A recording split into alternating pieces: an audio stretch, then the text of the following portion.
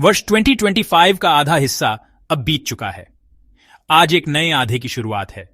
मैं प्रभु के नाम से आपको आशीष देता हूं कि आप पिछले आधे समय पर विचार करें और आने वाले आधे समय को देखें और अपनी विश्वास की यात्रा में जो कुछ भी कमी है उसे एक साथ पूरा करें और जो कुछ फिर से शुरू करने और स्थापित करने की आवश्यकता है उसे फिर से स्थापित करने का निर्णय लेते हुए इस दिन को बिताएं। आज के पाठ में विश्वास की पहली पीढ़ी समाप्त हो रही है और अगली पीढ़ी परमेश्वर के कार्य को आगे बढ़ा रही है। अब्राहम 175 वर्ष की आयु में अपना जीवन समाप्त करता है। अध्याय 12 से शुरू हुई अब्राहम की कहानी आज अध्याय 25 के पाठ में समाप्त होती है और कहानी उसके बेटे इसहाक की ओर बढ़ती है। बाइबल में सारा की मृत्यु और फिर अब्राहम की मृत्यु की कहानियों के बीच आश्चर्यजनक रूप से विवाह और नए जन्म की कहानियां दर्ज हैं। इसका मतलब है कि जीवन और मृत्यु एक दूसरे के साथ जुड़े हुए दिखाई देते हैं। मेरा मानना है कि जीवन शायद ऐसा ही होता है। शोकपूर्ण और दुखद मृत्यु की कहानियों के बीच जन्म की कहानी, विवाह की कहानी, आशा से भरी वह कहानी डाली गई है।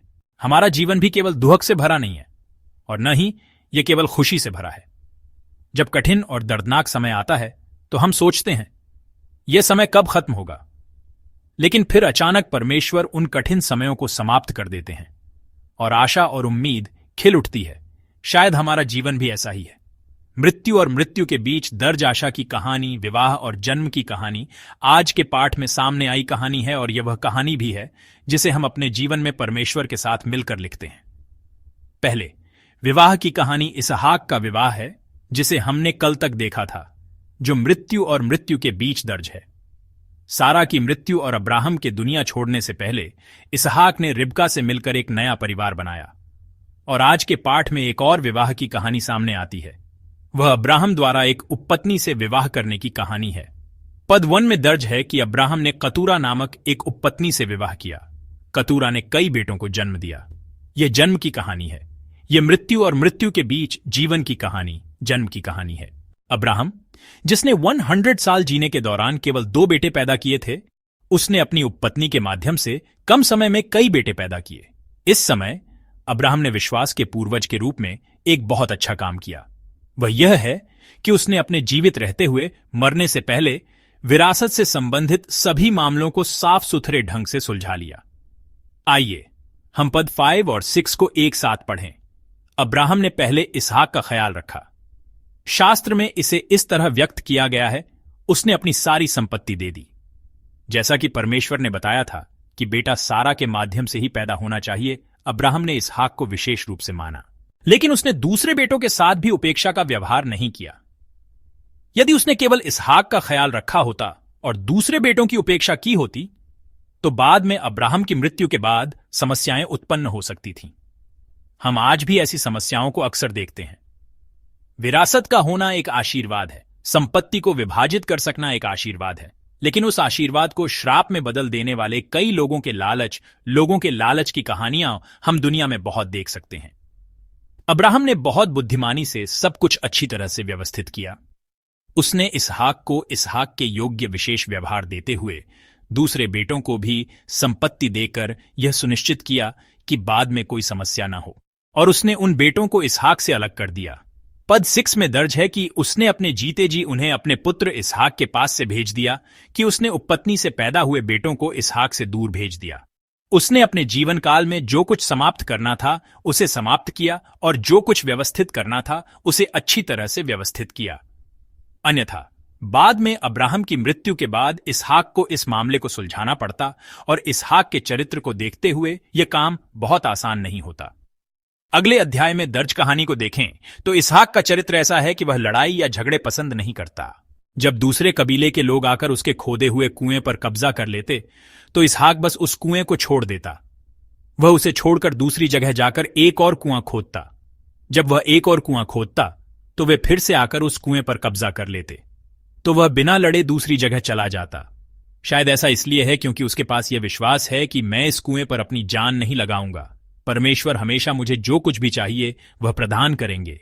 लेकिन यदि इस तरह के चरित्र वाले इसहाक का अब्राहम की उपपत्नी के बेटों के साथ विवाद होता तो शायद इसहाक को काफी बड़ा झटका लगता। यदि ऐसी समस्या उत्पन्न होती तो यह वास्तव में केवल इसहाक की व्यक्तिगत समस्या नहीं होती। अब्राहम का पूरा घराना विश्वास की वंशावली ही हिल जाने के संकट में पड़ जाती। हम सभी ने विश्वास में इसहाक की तरह उस आशीष को विरासत में पाया है और अब्राहम की तरह उस आशीष को आगे बढ़ाने की जिम्मेदारी भी हमें मिली है। आशीष को एक ही स्थान पर नहीं रहना चाहिए। हम पर वह परंपरा, वह आशीष टूटनी नहीं चाहिए। वह आशीष हमारी अगली पीढ़ी को और हमारे पड़ोसियों को दी जानी चाहिए। अब्राहम की स्थिति में आशीष को इसहाक जैसे लोगों को दिया जाना चाहिए और इसहाक की स्थिति में हमें अपने माता पिता की पीढ़ी से प्राप्त अब्राहम की आशीष को विरासत में पाना चाहिए। इसके लिए गर्मियों में हमारे बच्चों के लिए, हमारी अगली पीढ़ी के लिए, हमारी युवा पीढ़ी के लिए शिविर और बाइबल स्कूल तैयार किए गए हैं। हमारी जिम्मेदारी है कि हम अपनी अगली पीढ़ी के लिए प्रार्थना करें। हमें अपनी अगली पीढ़ी, हमारे युवाओं और पूर्व स्कूली, प्राथमिक, हमारे किशोरों की पीढ़ी, हमारे सभी बच्चों के लिए प्रार्थना करनी चाहिए।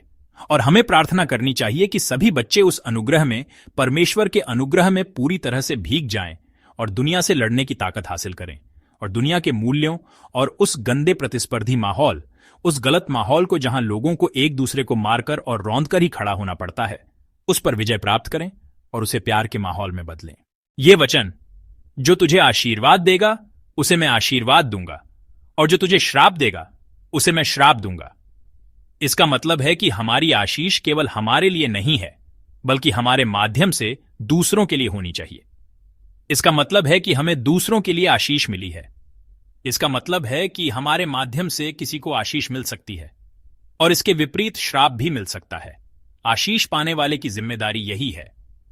जैसे अब्राहम ने इसहाक को आशीष अच्छी तरह से सौंपी, वैसे ही हमारी भी यह जिम्मेदारी है कि हम जो सुसमाचार हमें मिला है उसे किसी और को अच्छी तरह से सौंपें। मैं प्रभु के नाम से आपको आशीष देता हूं कि आप अपने परिवार, अपने पड़ोसियों या आज जिन सहकर्मियों से आप मिलेंगे, उनके साथ सुसमाचार बांटते हुए जीवन बिताएं, ताकि परमेश्वर, जिन्होंने हमें जीवन से आशीष दी है, हमारे माध्यम से किसी और को जीवन से आशीष दे सकें और हम सब संत, जो मृत्यु के बीच जन्म और विवाह वाले इस जीवन को जीते हैं, परमेश्वर की जीवन की आशीष को बहाने वाले माध्यम और साधन बन सकें। मैं प्रभु के नाम से आपको आशीष देता हूं।